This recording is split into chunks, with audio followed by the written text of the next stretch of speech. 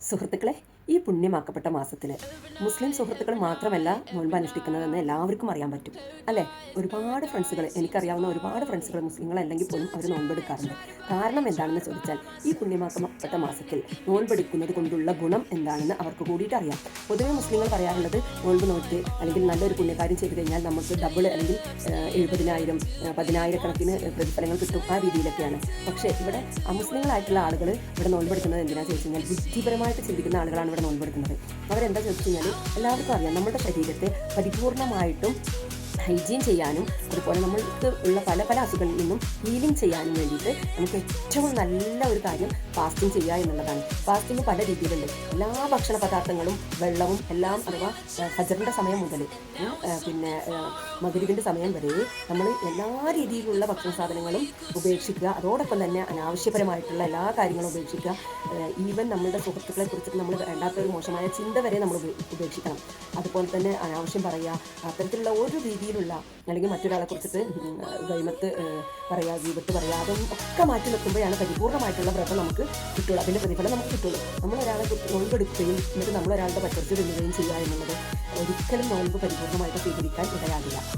ഈ കാര്യങ്ങളൊക്കെ എല്ലാവർക്കും എന്നെക്കാളും കൂടുതൽ ചിലപ്പോൾ നിങ്ങൾക്ക് അറിഞ്ഞേക്കാം, എന്നാലും ഞാനൊന്ന് ഓർമ്മപ്പെടുത്തിയെന്ന് മാത്രമുള്ളൂ. പക്ഷേ ഇവിടെ ഞാൻ പറഞ്ഞു കൊണ്ടുവരുന്നത്, നമ്മളുടെ അമുസ്ലിങ്ങളായിട്ടുള്ള സുഹൃത്തുക്കൾ ഇവിടെ നോൻപെടുക്കുമ്പോൾ അവർക്കുള്ള ഗുണങ്ങൾ ഏറ്റവും ഫസ്റ്റായിട്ടുള്ളത് അവരുടെ ശാരീരികമായിട്ടുള്ള ഇന്നർ ഓർഗൻസിൽ വരെ ഹൈജീൻ നടക്കും.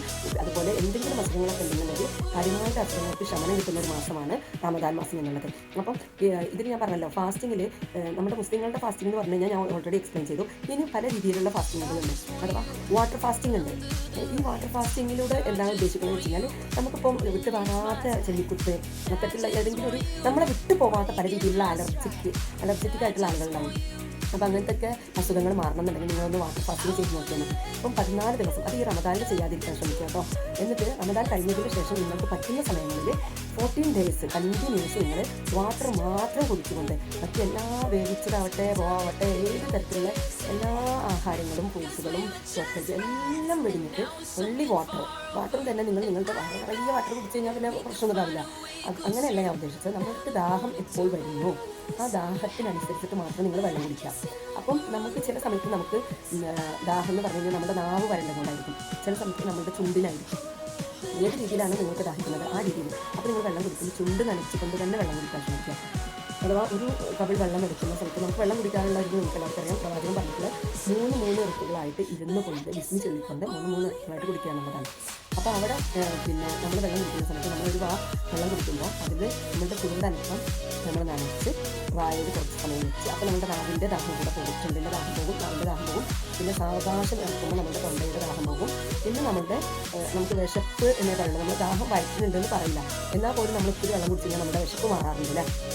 അപ്പോൾ ആ രീതിയിലാണ് നിങ്ങൾ വെള്ളം കുടിക്കുന്നത്. ഫാസ്റ്റിംഗ് എടുക്കുന്നവരോട് വാട്ടർ ഫാസ്റ്റിംഗ് നിങ്ങൾ ചെയ്യാൻ വിചാരിച്ചിട്ടുണ്ടെങ്കിൽ, അതുപോലെ ഈ മൂത്രക്കടത്തിലുള്ള ആളുകളൊക്കെ ഉണ്ടാകും, അവർക്ക് മൂത്രക്കല്ലുള്ള ആളുകൾക്കൊക്കെ ഏറ്റവും നല്ല ബെസ്റ്റ് മെഡിസിനാണ് വാട്ടർ ഫാസ്റ്റിംഗ് ചെയ്യാന്നുള്ളത്. ഒരു ഡോക്ടറെ അടുത്തും പോകേണ്ട ആവശ്യമില്ല. നിങ്ങൾ ആദ്യം ഡോക്ടറെ അടുത്ത് പോകുക, നിങ്ങൾ ചെക്ക് ചെയ്യുക, നിങ്ങളുടെ സ്റ്റോണിൻ്റെ പിന്നെ തൂക്കമോ വലിപ്പവും കാര്യങ്ങളൊക്കെ നിങ്ങൾ അറിയുക. ശേഷം നിങ്ങളൊന്ന് പറഞ്ഞാൽ 14 ഡേയ്സ് വാട്ടർ ഫാസ്റ്റിംഗ് എടുത്ത് നോക്കൂ, നിങ്ങളുടെ സ്റ്റോണടക്കം പോകുന്നുള്ളതാണ് സത്യം. ഓക്കെ, അപ്പം ഞാൻ ഈ പറഞ്ഞത് കൊണ്ട് ആർക്കെങ്കിലും അങ്ങനെ സംഭവിച്ചില്ല, സ്റ്റോണുള്ള ഒരാൾക്ക് സ്റ്റോൺ പോയില്ലെങ്കിൽ ആ 14 ഡേയ്സ് പോരാ നിങ്ങളുടെ ബോഡിക്ക് എന്നുള്ളതാണ്. അതായത് ഓരോരുത്തരുടെ ബോഡി എടുത്ത് നോക്കിക്കഴിഞ്ഞാലും എല്ലാവരുടെ ബോഡിയുടെ ഘടനാ വ്യത്യാസങ്ങളും അതുപോലെ എല്ലാ രീതിയിലും ചിലപ്പോൾ ശൈലിയിലും ഒക്കെ വ്യത്യാസം ഉണ്ടാകും. അപ്പോൾ ഞാൻ പറഞ്ഞില്ലേ, ഇപ്പോൾ എനിക്ക് അലർജി ഇല്ലാത്ത ഒരു സാധനം മറ്റൊരാൾക്ക് അലർജി ആയിരിക്കും. അതെന്തുകൊണ്ടാണ്? അപ്പോൾ ഞാനും ഹ്യൂമനാണ്, അവനും ഹ്യൂമനാണ്, അല്ലെങ്കിൽ അവളും ഹ്യൂമനാണ്. പക്ഷെ എന്തുകൊണ്ടാണെന്ന് വെച്ച് കഴിഞ്ഞാൽ ഓരോരുത്തരുടെ ശരീരത്തിനും അല്ലെങ്കിൽ ബോഡിയും അബ്സോർവ് ചെയ്യുക അല്ലെങ്കിൽ അക്സെപ്റ്റ് ചെയ്യാൻ ചില കാര്യങ്ങൾക്ക് ചില സാധനങ്ങളെ അക്സെപ്റ്റ് ചെയ്യില്ല. ഇനി അത് ചെയ്താൽ തന്നെ അത് റിജക്റ്റ് ചെയ്യും, അല്ലെങ്കിൽ അതിൽ എന്തെങ്കിലും ഒരു കേടുപാട് ഉണ്ടാക്കും എന്നുള്ളതാണ് സത്യം. അപ്പോൾ ചുരുക്കി പറഞ്ഞു കഴിഞ്ഞാൽ, ഫാസ്റ്റിംഗ് ചെയ്യുക എന്നുള്ളത് കൊണ്ട് പുണ്യം മാത്രമല്ല, സ്വർഗത്ത് പോകുക നരകത്ത് പോകുക ആ വിധം മാത്രമല്ല കേട്ടോ. ശരിക്കും ഫാസ്റ്റിംഗ് കൊണ്ട് ഉദ്ദേശിക്കുന്നത് നമുക്ക് പല രീതിയിലുള്ള അസുഖങ്ങളെ മാറ്റുവാനും അതുപോലെ നമ്മുടെ ബോഡി മൊത്തത്തിൽ ഹൈജീനാകുവാനും ഒക്കത്തിനും ആത്മീയവും ശാരീരികവും ആത്മീയവും പിന്നെ മെൻ്റലിയും എല്ലാ രീതിയിലും നമ്മളൊരു പെർഫെക്റ്റ് ആവുക, ഒരു ക്ലീൻ ആവുക, ഒരു ഹൈജീൻ ആവുക എന്നുള്ള ഒരു ഉദ്ദേശം കൂടിയിട്ടാണെന്നാണ് ഞാൻ പറഞ്ഞുകൊണ്ടത്. ഇനി രണ്ടാമത്തെ ഒരു കാര്യം പറയട്ടെ. നമ്മളുടെ ഫ്രൂട്ട്സ് മാത്രം കഴിച്ചുകൊണ്ട് ഫുഡ് മാത്രം കഴിച്ചുകൊണ്ട് നമുക്ക് ഫാസ്റ്റിംഗ് ചെയ്യാം. പക്ഷേ നിങ്ങൾ ഫുഡ് കഴിക്കുന്ന സമയത്ത് അല്ലെങ്കിൽ ഫ്രൂട്ട്സ് കഴിക്കുന്ന സമയത്ത് ചിലർക്ക് അത് ഫ്രൂട്ട്സ് കടിച്ച് തിന്നാൻ മടിയായിരിക്കും. അപ്പോൾ അങ്ങനെയുള്ളവർ എന്താ ചെയ്യുക, ജ്യൂസ് അടിച്ചിട്ട് കുടിക്കും. ഒരിക്കലും നിങ്ങൾ ആ ജ്യൂസ് അടിക്കുന്നതിൽ പഞ്ചസാര എന്നുള്ളൊരു കണ്ടൻറ്റ് ഉപയോഗിക്കുകയേ ചെയ്യരുത്. മാക്സിമം നിങ്ങൾ പഞ്ചസാര ഒഴിവാക്കിയാൽ തന്നെ നിങ്ങൾക്ക് എന്ത് ചെയ്യാൻ പറ്റും, ഏറ്റവും നല്ല രീതിയിൽ നിങ്ങൾക്ക് നിങ്ങളുടെ പല രീതിയിലുള്ള അസുഖങ്ങൾ മാറ്റുവാനും നിങ്ങളുടെ ശരീരത്തിൽ നല്ല ഗ്ലോ വരുത്തുവാനും ഒക്കത്തിനും സാധിക്കും. അപ്പോൾ ഈ പറയുന്ന ഞാൻ പഞ്ചസാര ഒഴിവാക്കിയെന്ന് വെച്ച് കഴിഞ്ഞാൽ ഇല്ല കേട്ടോ, തീർച്ചയായിട്ടും ഞാൻ ചായ കുടിക്കാറുണ്ട്. പക്ഷേ അമിതമായിട്ട് ഞാൻ പഞ്ചസാര ഉപയോഗിക്കാറില്ല. വല്ലപ്പോഴുള്ള ചായ, ഒരു ടീ, അതാണ് എൻ്റെ. പിന്നെ എനിക്ക് പൊതുവേ പുറത്തുനിന്ന് വാങ്ങുന്ന ജ്യൂസിനോട് എനിക്ക് താല്പര്യമില്ല. നമ്മൾ വീട്ടിലടിക്കുമ്പോൾ കുടിക്കും. അതും ഞാനാണ് ഉണ്ടാക്കുന്നതെങ്കിൽ തീർച്ചയായിട്ടും ഞാൻ മധുരം കുറച്ചിട്ടേ ചെയ്യുള്ളൂ. അത് ഈ പായസമായാലും എന്ത് തന്നെ ഉണ്ടാക്കുമ്പോഴും മധുരം ഞാൻ മാക്സിമം കുറച്ചിട്ടേ ഉപയോഗിക്കലുള്ളൂ. കാരണം ഞാൻ ചെയ്യുന്ന ഒരു തെറ്റ് മറ്റുള്ളവരെ ഉപദേശിക്കാനുള്ള അർഹത എനിക്കില്ല. പക്ഷേ ചില സമയങ്ങളിൽ നമുക്ക് ചായ ഒഴിവാക്കാൻ പറ്റാതെ വരാറുണ്ട്. ഞാൻ ചായ കുടിക്കാത്ത ഒരാളായിരുന്നു, പിന്നെ ഞാൻ അതിന് അഡിക്റ്റ് ആയതാണ്. കാരണം ഞാൻ ഇവിടെ വരുന്ന സമയത്തൊക്കെ ചായ കുടിക്കാത്ത ഒരാളായിരുന്നു. ഇവിടെ വന്നു കഴിഞ്ഞപ്പം മോളും വല്ലാണ്ട്, ഇപ്പോഴും മോള് കൂടുതൽ ചായ കുടിക്കില്ല കേട്ടോ. മോൾക്ക് ചായനെ വേണ്ട, അവൾക്ക് തീരെ ചായ വേണ്ട, വല്ലപ്പോഴും അവൾക്ക് ജ്യൂസ് ഇഷ്ടമാണ്, ചായ ഇഷ്ടമല്ല. പക്ഷേ എൻ്റെ ഹസ്ബൻഡിന് പിന്നെ ഫുഡിൻ്റെ സമയത്ത് ചോറുന്നാണെങ്കിൽ ബിരിയാണി ആണെന്നുണ്ടെങ്കിൽ തീർച്ചയായിട്ടും അദ്ദേഹത്തിന് കട്ടൻ ചായ വെക്കണം. അപ്പോൾ ആ സമയത്ത് വരുന്ന ബാലൻസ്, പൊതുവേ നമ്മളൊരു പെണ്ണുങ്ങൾക്കൊരു സ്വഭാവമുണ്ട്, കുഞ്ഞുങ്ങൾക്ക് തിന്നാൻ കൊടുത്തു കഴിഞ്ഞാൽ അതിൻ്റെ ബാലൻസ് കളയാനൊരു മടിയാണ്. ഫുഡ് വേസ്റ്റ് ആക്കുക എന്നുള്ളത് നമുക്ക് എല്ലാവർക്കും സങ്കടമുള്ള ഒരു കാര്യമാണ്. അതുപോലെ തന്നെ ഞാൻ ആ സമയത്ത് ചായ ബാക്കി വരുമ്പോൾ ഞാനും കുടിക്കും. അതങ്ങനെ ശീലമായിപ്പോയി. അങ്ങനെയാണ് ഞാൻ വീണ്ടും ചായക്ക് അഡിക്റ്റ് ആയത്. അഡിക്റ്റ് എന്നൊന്നും പറയാനില്ല, എങ്ങനെ കുടിച്ചുകൊണ്ടൊന്നും ഇരിക്കില്ല. വല്ലപ്പോഴും ഒരു ദിവസം ഒരു ഒന്നോ രണ്ടോ, അഥവാ രാവിലെയും വൈകുന്നേരം വല്ലപ്പോഴും, ചില ദിവസങ്ങളിലില്ല, അങ്ങനെയൊക്കെയാണ്. എന്തെന്നിരുന്നാലും എനിക്ക് നിങ്ങളെ ഉപദേശിക്കുവാനുള്ള ഒരു അർഹതയും കൂടി വേണമല്ലോ, അതുകൊണ്ട് പറഞ്ഞതാണ്. പക്ഷേ പഞ്ചസാര ഞാൻ മാക്സിമം അവോയ്ഡ് ചെയ്യാറുണ്ട് കേട്ടോ.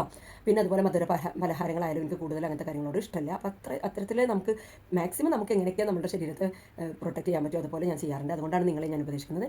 അപ്പോൾ ഈ പുണ്യമാക്കപ്പെട്ട റമദാൻ മാസത്തിൽ നമുക്ക് ചെയ്യാൻ പറ്റുന്ന അത്ര നന്മകൾ ചെയ്യുക. അതുപോലെ എൻ്റെ മുസ്ലിം സുഹൃത്തുക്കളായാലും നോൺ മുസ്ലിം സുഹൃത്തുക്കളായാലും ഫാസ്റ്റിംഗ് ഒന്ന് എടുത്ത് ശീലിച്ചാൽ നല്ലതായിരിക്കും. ഓക്കെ, നിങ്ങളുടെ ശരീരത്തിനും കൂടി അത് നല്ലതാണ്. ഓക്കെ, ആരോഗ്യത്തിനും ഒക്കെ നല്ല കാര്യമാണ് ഈ പറഞ്ഞിട്ടുള്ളത്. എല്ലാവരും ഇത് സ്വീകരിക്കുന്നു വിചാരിക്കുന്നു. Bye bye, see U.